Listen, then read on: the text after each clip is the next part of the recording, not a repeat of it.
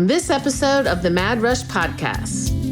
Okay, number one is you cannot underestimate the importance of sleep because a tired brain makes everything worse. And that's emotions are worse. You can't learn. You can't take tests as well. When you're exhausted, everything is worse. And the best gift you can give yourself is to go into college with the idea that you are going to prioritize your sleep.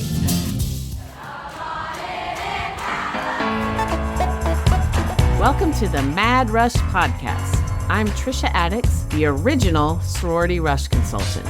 While the stories I have to share are nothing short of astonishing, this podcast goes beyond the wild client tales and sorority life. I'll be engaging with fascinating guests from both within and outside the Greek world, uncovering the surprising connections that bind us all together. Join me for a journey that's as entertaining as it is enlightening. Welcome to Mad Rush.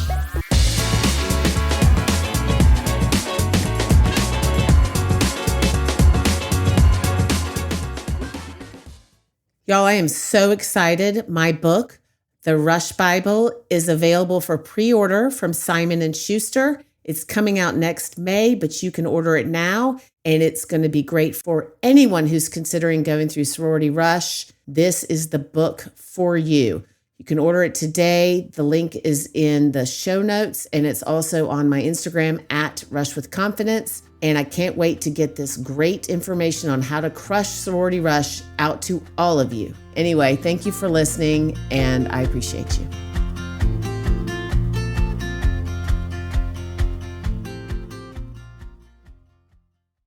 All right, I'm super excited about today's guest, Dr. Jill Grimes. And Jill is a family physician, college health expert, and she has written books. And here's one right here. This is College Student Health Handbook, your guide for everything from hangovers to homesickness. And she was recognized. I just learned that Oprah said her book was a great grad gift. So that's awesome. Thank you so much for being here, Dr. Jill. I really appreciate it. Oh, I'm super excited to be here and chat. Yes. So I found her on Instagram and I was like, oh my gosh, we have the same, I don't want to say target audience, but the people who listen to my podcast need to be listening to her. So I reached out to her and I have since gotten her book and read it. And y'all, I understand why Oprah said you should get it. Her book is about so much, but it's so important to prepare for college health, and it's just as important to prepare as it is for rush, and they're both setting yourself up for success. So thank you for being here.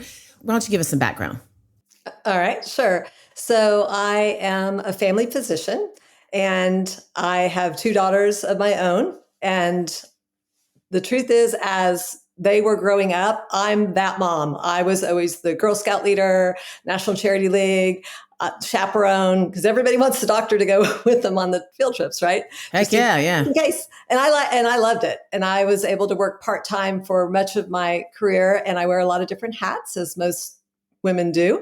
And so I was in private practice for 20 years. And then I had written some books and was doing some things and decided to take a year off. And when I went back, the practice I had been working in had been sold. And so I really didn't want to do the new situation. And I've always worked a little bit in college health. And I ended up working in university health services part-time for the next 7 years. And that's as our girls were in high school and kind of transitioning into college. And so it was great for me because I've always had a passion for teens and young adults. I think it's just the best age, the age that most adults don't like. I love because I'm with you on that. Right? There's just so much potential there. I love it. Anyway, and my dad was a professor. And so I grew up in that whole collegiate atmosphere and I really enjoyed that. And anyway, as our girls were going off to school, even before they did, their friends were. And I started making college first aid kits as a high school graduation gift. The first one I made was for my neighbor, our babysitter. I did this beautiful first aid kit together and handed it to her. And her mom's like, oh, well, and she was kind of disappointed. I was like, hey, this is a great gift. And she's like, but she doesn't know when to use what. And I was like, oh, yeah. So she literally grabbed some index cards, started rapid fire, asking me questions, writing down the answers, like, when do you use Tylenol versus Advil? Which cream do you use for a cut? Oh, wow. What do you do for this and that? And anyway, that became, honestly, because I like to craft, that became a like 24-page laminated booklet that I started putting in with all my first aid kits that I gave as gifts. And eventually, before our kids went off to school, I'm like, oh no, I got to put stuff about like insomnia and, all the things, test anxiety, not just what people think of as medical stuff in there. And eventually that became this book. I'm listening to you, and so often on this podcast, I feel like this connection, but your story really mirrors mine or vice versa. It's crazy. You kind of do something because you think it's important. And then all of a sudden someone's like, wait, no, I want to know this stuff. And so that's super cool. And my dad was a pediatrician, and I loved the perks. Like you said, a camp wanted him to be a doctor there, and I wanted to go to that camp. And so I bet your kids love that, the perks of that. Absolutely. So you just answered this, what made you realize they needed this book? So let's talk about the gap between what parents think college students need to know versus what actually happens. I think the biggest gap is that there's a lot of parental instruction that is very black and white. Don't get drunk. Don't have sex. Don't XYZ. And there's not a lot of discussion about what happens if. Right. And, certainly, I don't mean to say no parents talk about that, but the biggest gap is between talking about what happens if something goes wrong, and having discussions about how are you going to handle that? When is it time to go to the campus clinic or an off-campus urgent care? And the thing is, we're in such constant communication with each other now through texting, especially girls and their moms, that I think there's, a lot of this stuff isn't thought of ahead of time because, we're going to be in constant communication. Right. But I think that's probably the biggest gap. The other gap is that parent knowledge is old. Their knowledge about things is 20 years old. And at least, 18 by the time your kid goes off to school. And for most people, it's more than that, more like 25, right? Right. And whereas things like when first drinking experiences used to be drinking beer, and now it's doing vodka shots. It's just completely different risk strata. That's really interesting. And that is, again, so I'll get calls from moms who are like, oh, I went through Rush 30 years ago. And it's a different world out there, social media and the communication. And so what do you think and you can answer this however you want, obviously, since you're my guest and you're the expert, but do you see certain things in particular that happen time and time again that are unexpected for either the parents or the kids? Does that make sense? Yes. And the biggest thing is my kid would never fill in the blank. And one of those things that we see all the time is alcohol. Kind of, I think most parents expect that there may be that. Right. But what's unexpected is drugs, actually, whether that's THC gummies or Adderall, Ritalin, Vyvanse, whatever, ADHD medications that their kid is borrowing or buying, which, by the way, is super illegal. I'm getting a lot of trouble for that. But that's because they're like, well, my kid is, this super achiever that got into their dream school and their best sorority or fraternity. And there's no way that they know not to do that. But the thing is, a college drug dealer is is not some scary person. Right. It's your sweet mate. It's the person you look up to in your group. And it's somebody who's like, oh my gosh, you haven't slept in 3 days. Just take a Xanax. And they give it to you. And you Yeah. think you're taking a prescription medication that's safe. And that's where things get into trouble. And I know you've talked about fentanyl before, and that's how that comes. So that's probably the biggest surprise in that arena. Yeah, that's I think you hit on again. I don't have you on here to talk about Greek life at all, but I do see people are like, oh, my kid's in this great fraternity.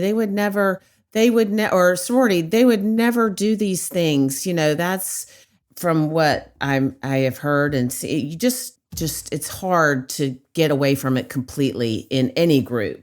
And I'm not singling out fraternities or sororities. I'm just saying I do hear that comment that fraternity doesn't do that, or that sorority or that group doesn't do it. And I think it's a case by case thing. And that's really interesting. You said that about somebody respected saying that. I remember I was really, really tired. This was like a year ago. I'm 58. And a friend of mine was like, oh, here, Have a gummy. yeah, I was stressed out or something. And they were like, I actually didn't, which is kind of shocking because I'm sure it was tempting. it is.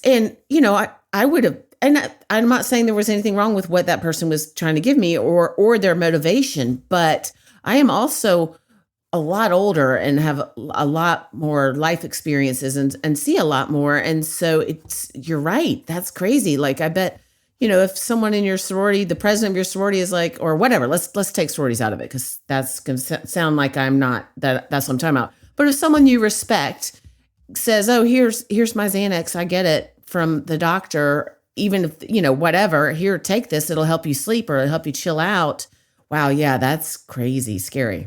I was just going to say, it's certainly not unique to sororities, fraternities at all. But there's, any group that you feel part of, and you've got people that are concerned about you. Unfortunately, sometimes that help is not helpful. Yeah. Wow. So we're both parents who've had kids in college, and a lot of listeners are parents of kids going to college. So what would you say to them?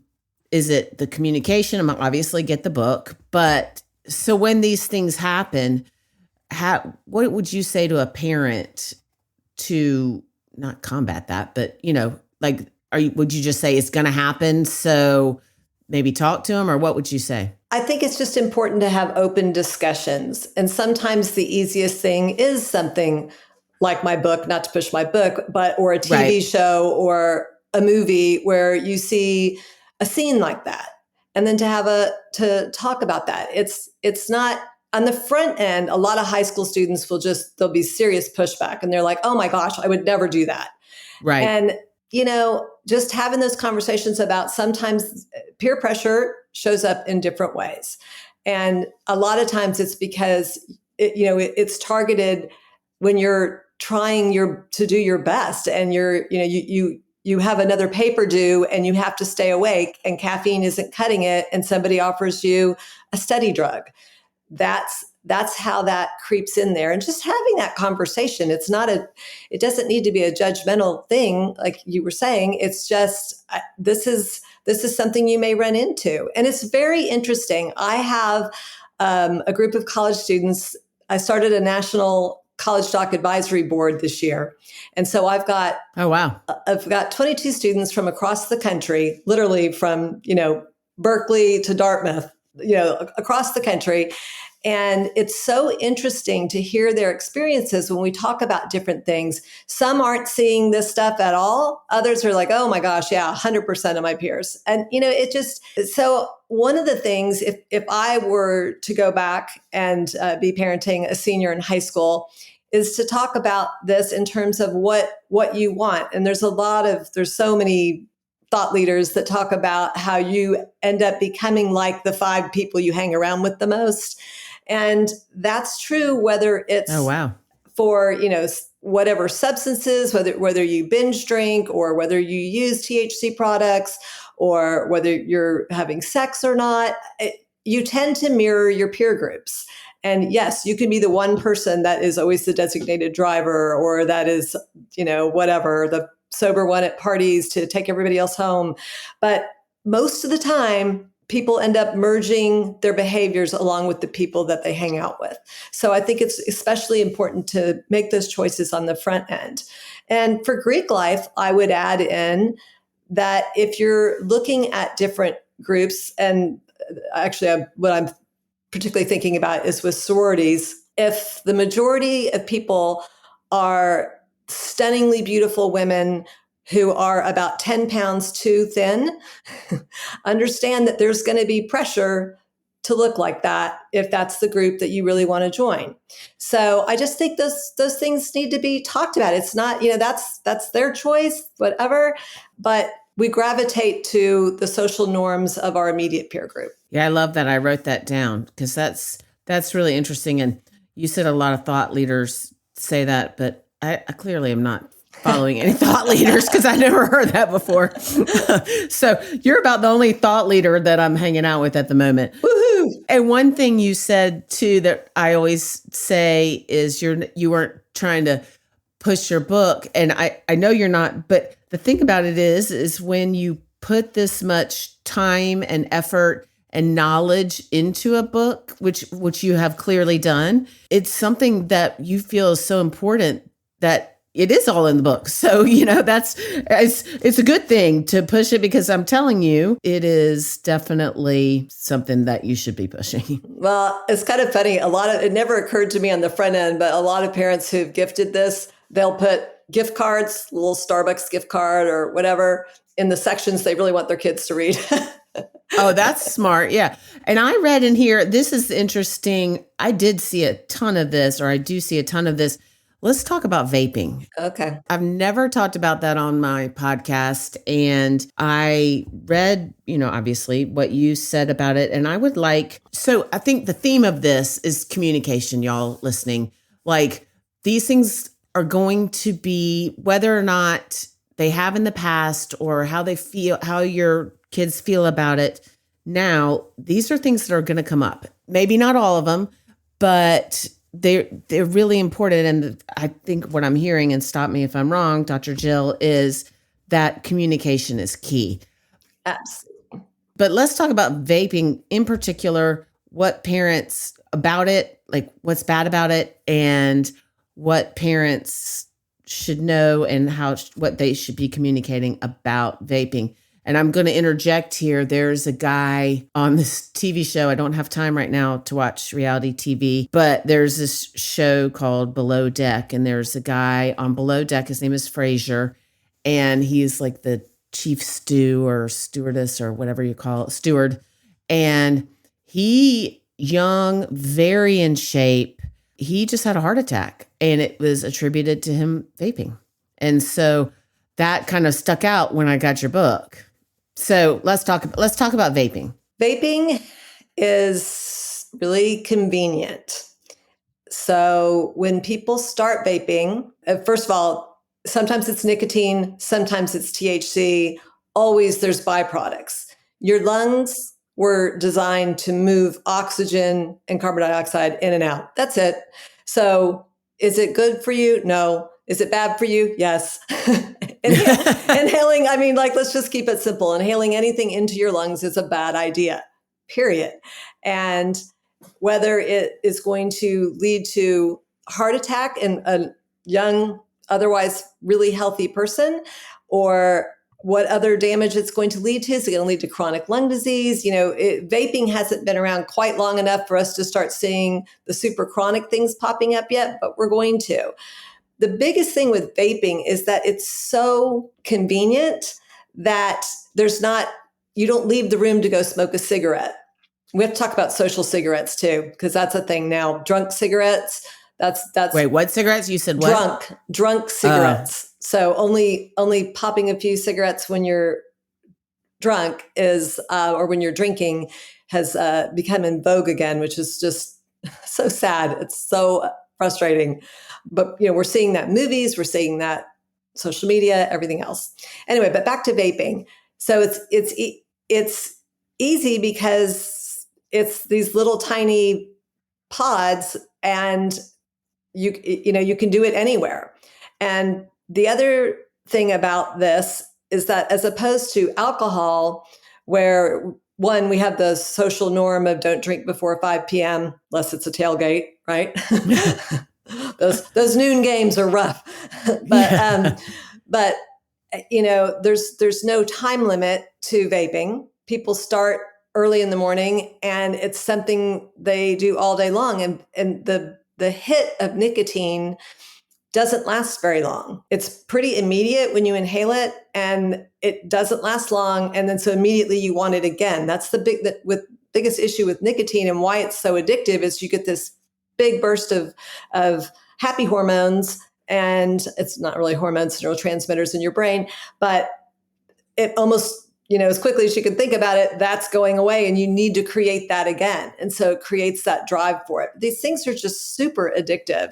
And I can't tell you how many young people I've seen that thought they would just try it, and they got sucked in and they can't quit. And it is not good for your lungs, and it's certainly bad for your cardiovascular system as well. Yes. And it's so in addition to, so does it, did I read this? That something about it helps you with concentration, or am I thinking about something else? No, I mean, nicotine and caffeine are stimulants, and they will help you initially. I mean, they're stimulants. They increase your focus, but that doesn't mean that they improve your grades. They do not help you retain information, and there's different steps to the learning process. Right. And it might help you focus initially. There is some benefit, but the long term isn't worth it. Yeah, not at all. And I do see, I see that being so prevalent, and I'm just like, ugh. I again, not judging. I'm just like, oh, I mean, I don't know. But I do feel like that's something that really comes out when people go to college. And that's why I wanted to talk about it. And you, like, your book, she talks about test anxiety and something stuck in my eye. Like I hit my head. Do I have a concussion? All the things that come up. And it's just really amazing that and how did you research all this? I mean, obviously you're a physician, and yes. How did you get into this much depth? And this is, again, I will plug my book. It's very similar in that there's a lot of research that goes into it, and a lot of, this is what I see. And so, but I really feel like everyone in the world should have your book, even if they're not. I have a lot of adults that use it as their, as their handbook. It's not just college health. But right. That's what I'm saying. Like it's really. So honestly, I mean, as a family physician, and then as a family physician who worked literally in college health, a lot of this is just knowledge that I have from all my training. That being said, every single chapter, I've worn a lot of hats. One of my hats was being a medical editor for the 5-Minute Clinical Consult, which is a textbook series.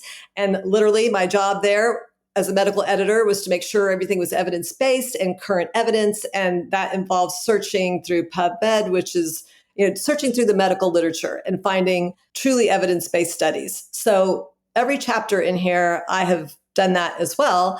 And, I learn things all the time. In continuing education, I learn things. This is the 3rd edition of the book. And wow. And there's different. When was it first published? Oh my gosh.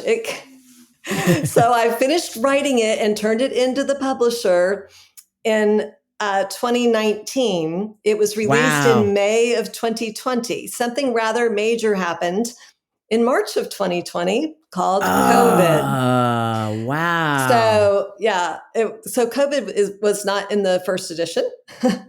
And it was in the second, and then it was modified again in the third. As our knowledge changes, which it does in medicine all the time, you have to keep up with that and go with the current stuff. So, oh, that's interesting. Yeah, and it also, again, to say it mirrors, COVID changed a lot about what we do and how we do it, and what we're addressing. We're addressing now, there was no such thing as a virtual round of Rush. And there was no such thing as having to make an introduction video and all of the things. And so, I don't want anything else that major to happen, but luckily, or not luckily, but my book was a lot later, so I am able to address it. But it does change. Everything changes every year. So maybe it means I'm going to have a lot of additions. I was just thinking you probably will. And, and I also consulted specialists, on the different things. If I was talking about a contact being stuck in your eye, I certainly also consulted with ophthalmologists and gave them credit in the book. You can see that, just to make sure that I'm not missing something. Yeah, that's really cool. And again, not to beat a dead horse, and y'all, literally everything that can happen. I don't know what she's missing, but her book is The Ultimate College Student Health Handbook, your guide for everything from hangovers to homesickness. In just a second, we'll end it with your top tips. But the communication, going back to what you were saying between mothers and daughters, really something that has changed. I've said this a million times on this podcast. My parents dropped me off at college. I would call them on Sunday night when the rates went down, and it would be from the phone down the hall. And I really do see, and this is not for today, but I see so much when the moms are so involved I see it in Rush, and it's taking away from, not taking away, but it's the amount of just constant contact, I feel like, is sometimes a detriment to them experiencing and learning on their own. But I'm not judging. I see it a lot. So you're saying that you're seeing that constant contact, but maybe it's not always about the important stuff. Is that what you're saying? I'm not trying to put words in your mouth. Right. There's constant contact, but not necessarily at 2 a.m. when the college student is intoxicated. Gotcha. And it's just good to have had some conversations ahead of time. Yeah, that makes sense.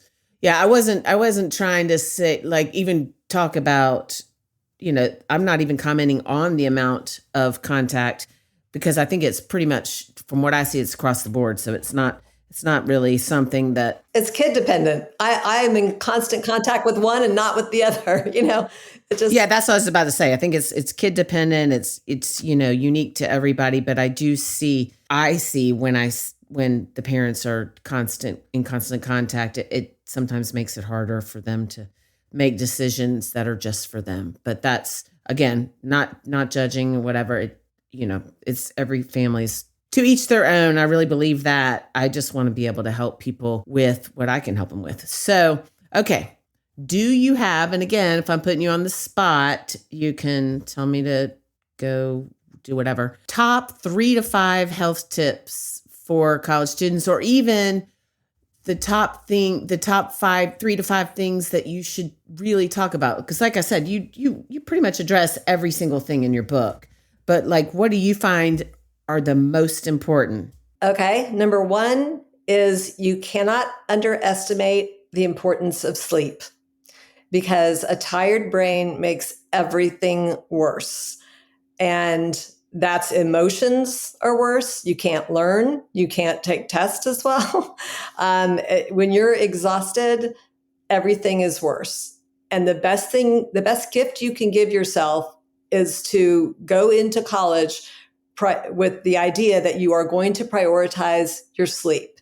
And that means, on the front end, the fun stuff, I tell parents the one thing I would splurge on is, if your kid is sensory, tactile is important to them, get the expensive sheets. I'm not talking about name brands. I'm talking about what is comfortable for them. A lot of the kids like the jersey sheets that are actually not expensive, but they're really soft. But, make sure that they've got the foam topper, and that that they've got a blackout mask, a sleep mask, and that the room is cool. Get them a little fan, all of those things. So prioritize sleep, because without sleep, everything else goes. So that's number 1. Number 2 is a lot of students do not find their people the first semester or even the first year. That is common, and that's something I think Greek life can really help with. But sometimes even within, even within, it's yes, it may not, they may not find the people that really click. My group changed completely from my freshman year to my senior year. And that's my freshman year. I didn't get into a sorority, which if you've listened to this podcast and you don't know that, that's kind of shocking.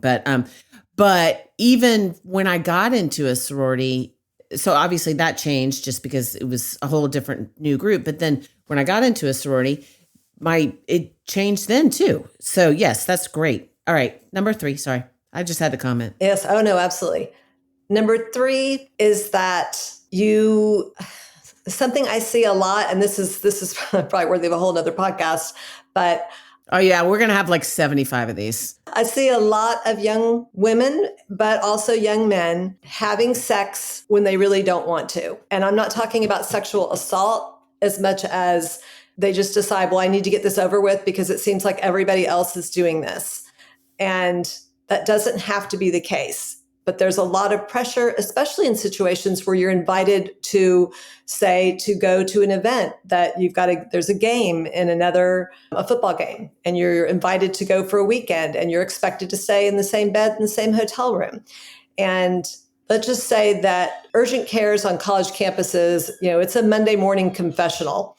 And this is true, not just from my own experience, although I had plenty of that, but talking to other students across the country and healthcare providers, that Monday morning confessional is real. And people will say, well, I didn't even really want to do anything. And then they didn't use protection because they didn't want to seem like that kind of person that was expecting sex. And, the next thing you know, we're dealing with an unexpected sexually transmitted infection. So, oh, wow. Whether it's sex or whether it's the gummies gummies are the most common thing because they just look so innocent. They do. It's child's candy. That's what it looks like. But you don't have to. And I think it makes it even more acceptable at my age, just because, like, I have friends who do gummies and they're like, oh, it's like a fun thing because it's a gummy, but they wouldn't be the same, like hitting a bong, because the perception of that is like you're, sitting in a dark room somewhere. But a gummy is fun. I mean, looking. Right. And for our age, just for the parents listening, since you said that now, it transiently increases your blood pressure and your pulse. If you already have high blood pressure, or you have cardiovascular disease, that is how heart attacks and strokes happen. And we are seeing this because moms our age are giving these to their parents who can't sleep. And now you've got grandparent age doing this. And again, they end up in the ER. So whether it's sex or drugs or just plain alcohol, first of all, not everyone is doing it. If everybody in your group is doing it and you're the only one that's not, you might want a different group if that's not in your comfort zone. And I'm not making a judgment either, but just you figure out what's you and then surround yourself with people that have similar thoughts about it. Peer pressure is real. And test anxiety is super common. And this is what surprises parents is that, but my kid's a straight A student. And, maybe they're at, we'll just say Harvard.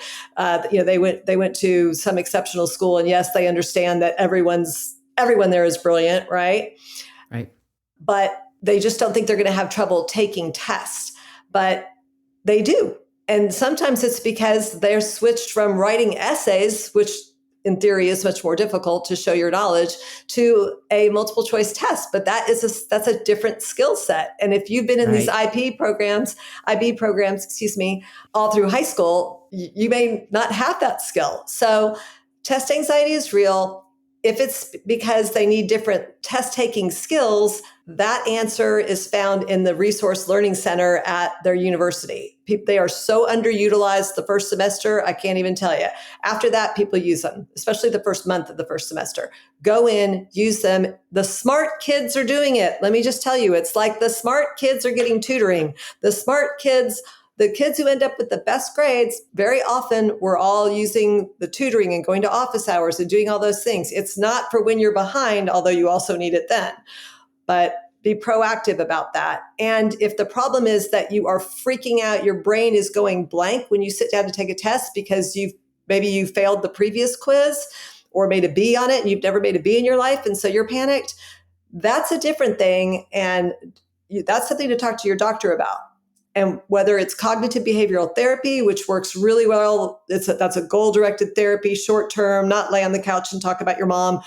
This is a very goal-directed therapy about how your brain is distorting reality and magnifying negative potential outcomes rather than positive. That works great for test anxiety, but also taking a beta blocker, which is a prescription medication. We use it for stage fright, for fear of public speaking, and for fear, test anxiety. And all it does is slow your heart rate down. And when your heart rate is calm, your brain gets tricked into, oh, well, if my body's calm, I must not be that anxious. And it calms you down. And, we use this for fear of flying. We use it for a lot of things, but that is a possibility. And that's something many people don't realize is available until like their senior year and they're getting ready to do interviews for jobs. But so be aware that that is something. And I'm not saying everybody should take that, but it is, just be aware that that's out there. Oh, I wrote it down. we just flew back from Vegas, and I don't know what is going on with the pilots now. Oh, I can't even talk. I have fear of flying.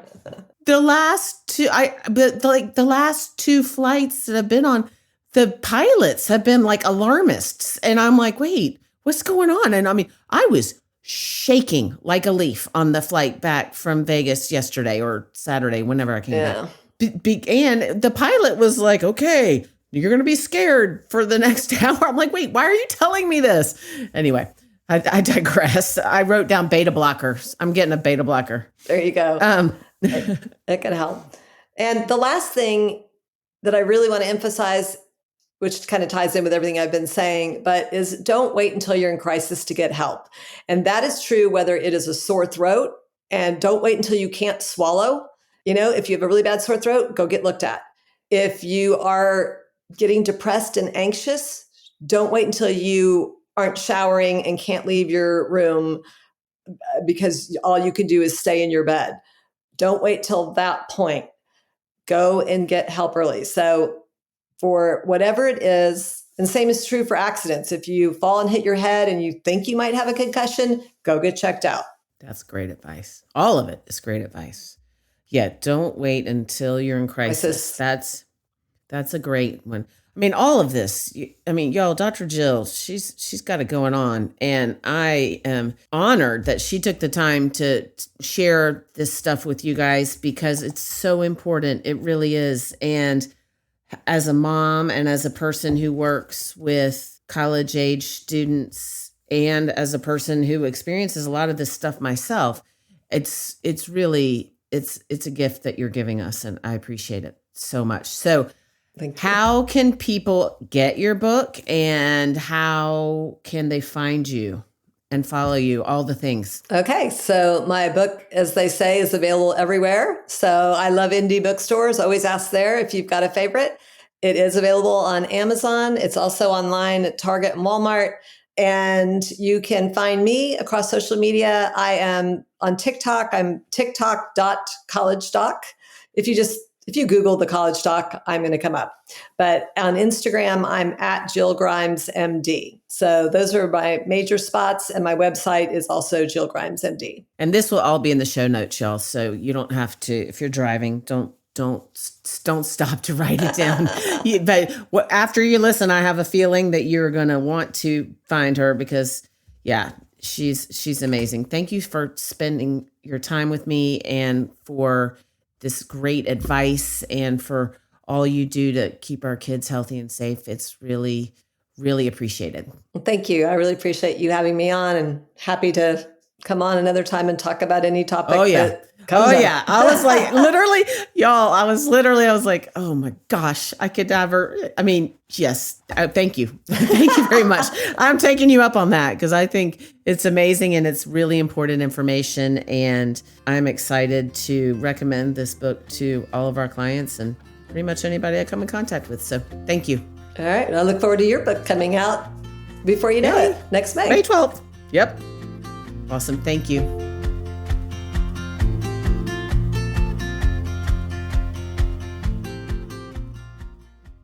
Okay, so because I surround myself with rock stars and because I'm leaning into rush prep for these episodes, I'm not going to do time out with Trisha because that is rush prep. So anyway, the whole episode was rush prep. So thank you for listening. In the meantime, check out my Instagram at Rush with Confidence for more tips. We're leaning into the preparing because it's almost go time.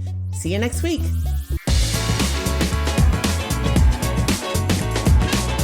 Thank you for tuning in to another episode of the Mad Rush Podcast. If you are enjoying this podcast, please consider leaving us a 5-star review. For additional Rush tips, updates, and more, please follow me on Instagram at Rush with Confidence. If you would like to reach out to us or for more information, please email info@madrushpod.com. This podcast is produced by Collier Landry and Don't Touch My Radio. Copyright Trisha Addicks.